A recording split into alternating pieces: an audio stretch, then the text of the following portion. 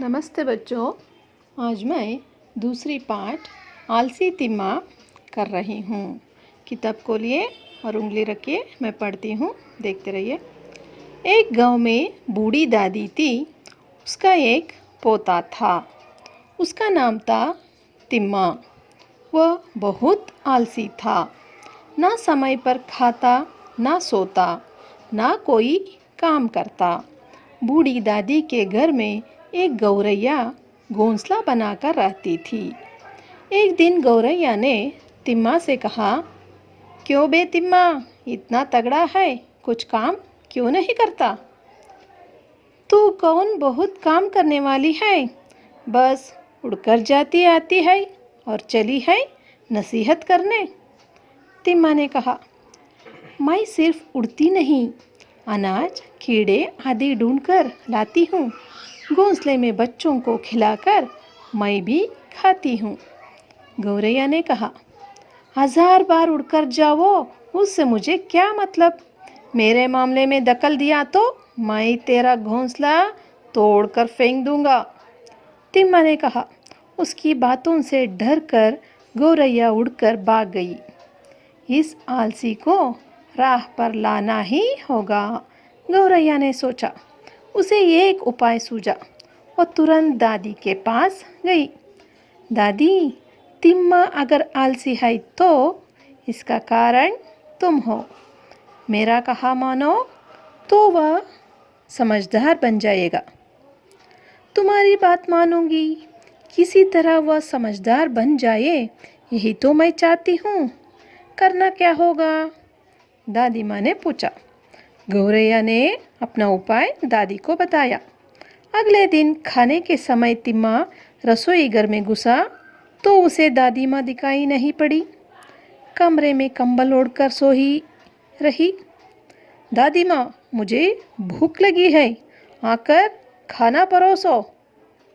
मुझे शीत ज्वर है, मैं खाना नहीं पका सकती, लकड़ी भी खत्म हो गई है। जंगल जाकर लकड़ी तो चुनकर लाओ। जंगल जाकर लकड़ी कौन लाएगा?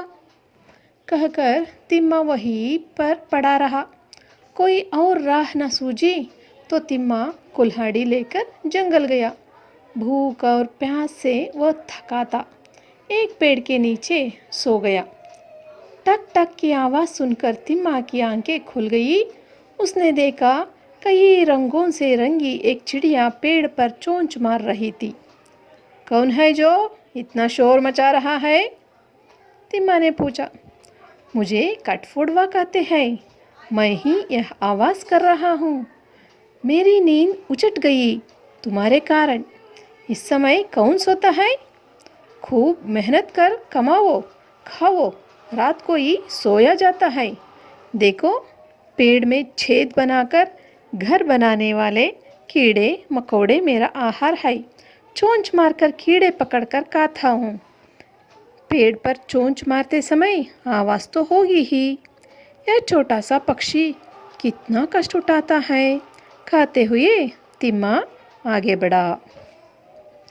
हाँ, देखिए बच्चों, इस कहानी में एक तिम्मा है। तिम्मा एक गांव में बूढ़ी दादी के साथ रहता था। तिम्मा बूढ़ी दादी की पोता था। पोता यानी ग्रैंडसन। उसका नाम तिम्मा था। वो बहुत आलसी था। आलसी यानी लेज़ी था। वो कभी भी समय पर नहीं खाता था, समय पर नहीं सोता था, कोई भी काम नहीं करता था। बूढ़ी दादी के घर में एक गौरैया घोंसला बनाकर रहती थी। घोंसला यानी नेस्ट बनाकर वो रहती थी घर के ऊपर छत पर। एक दिन गौरैया तिम्मा से कहा। तिम्मा को देखकर, बहुत दिन वो आलसी था ना, इसको देखकर गौरैया बोला, क्यों तिम्मा, तू इतना हट्टा कट्टा है, तू काम क्यों नहीं करता करके पूछा।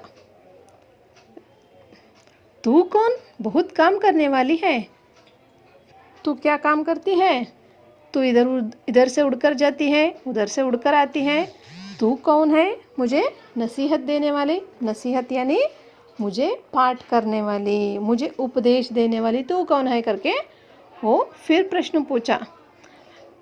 इसलिए गौरैया बोली, मैं सिर्फ उड़ती नहीं, मैं अनाज कीड़े इकट्ठे करके घोंसले में आकर मेरे बच्चों को खिलाती हूँ, मैं भी खाती हूँ करके बोली। तुम 1000 बार उड़ो, लेकिन तू मेरे मामले में मत आ। तू अगर ऐसे आ गए तो तुम्हारे नेस्ट है ना, घोंसला है ना, उसको तोड़कर फेंक दूंगा करके तिम्मा ने चिल्लाया। इस बात से गौरैया डर गई और इसको सिखा दूंगी, एक राह पर लाऊंगी करके सोचकर दादी माँ के पास गई और बोली, दादी माँ, तुम्हारी तिम्मा आलसी है ना, उसका कारण तुम ही हो। तुम्हें उसको समझदार बनाना है, इसके लिए मैं एक उपाय बताऊंगा, तुम ऐसे ही करो करके उसके कान में कुछ बताई। हाँ, तुम्हारी बात मैं मानूंगी, उसको समझदार बनाना है, मैं क्या करूँ करके वो पूछी। दादी माँ के लिए एक उपाय को गौरैया बोली।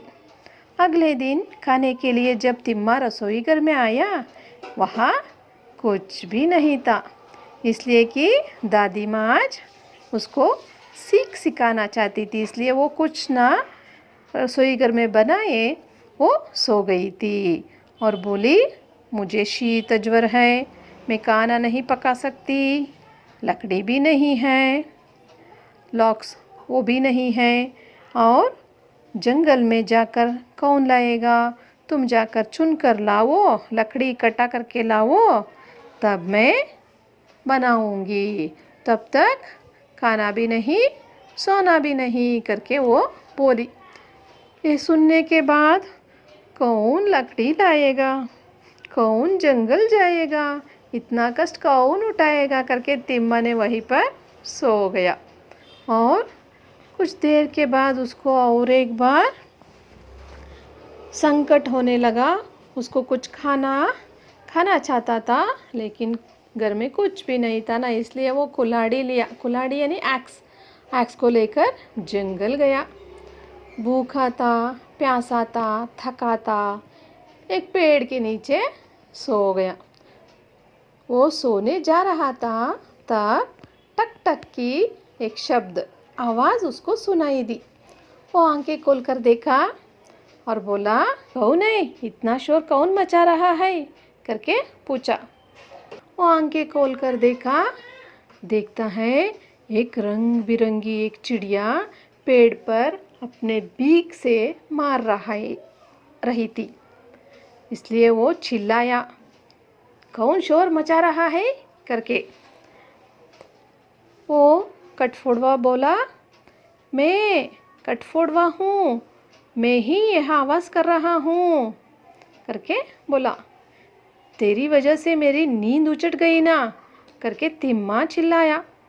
इसलिए कठफोड़वा बोला, कौन इस समय सोता है, अभी तो काम करने का समय है, जाकर तुम मेहनत करो, कमाओ, अच्छी तरह खाओ, रात में सो जाओ करके कठफोड़वा बोला। और बोला, मैं पेड़ में छेद बनाकर यानी पेड़ के अंदर जो होल बनाकर रहते हैं ना, छोटे छोटे इंसेक्ट्स रहते हैं ना, वही मेरे आहार है, उसको खाने के लिए मुझे चोंच मारना पड़ता है, चोंच मारने के बाद मुझे इंसेक्ट्स मिलते हैं, इसलिए मेरा पेट भरता है, इसको मारते समय आवाज़ तो होती ही ना करके कठफोड़वा बोला। तिम्मा सोचा, इतना छोटा पक्षी कितना कष्ट उठाता है, मैं क्यों ऐसे नहीं करता करके सोचने लगा। और उसको लगा, मैं दादी माँ को बहुत परेशान कर रहा हूँ करके सोचा। और ये सब सोचकर मैं आलसी क्यों बना करके वो सोच रहा है। आगे वो आलसी तिम्मा कैसे एक्टिव तिम्मा बन जाएगा, वो क्लास में अगले क्लास में बताती हूँ।